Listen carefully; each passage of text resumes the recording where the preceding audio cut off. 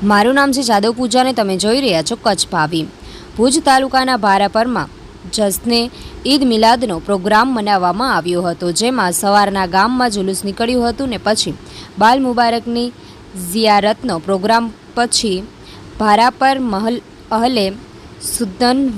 જમાત તરફથી ગામના નિયાઝનો પ્રોગ્રામ હતો, જેમાં 2500 જેટલા ગામ અને આજુબાજુના લોકોએ ભાગ લીધો હતો અને પછી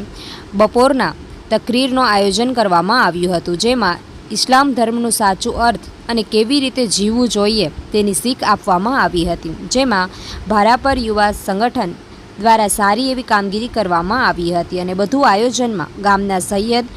સાદાત અને ગામ લોકોએ મહેનત કરી હતી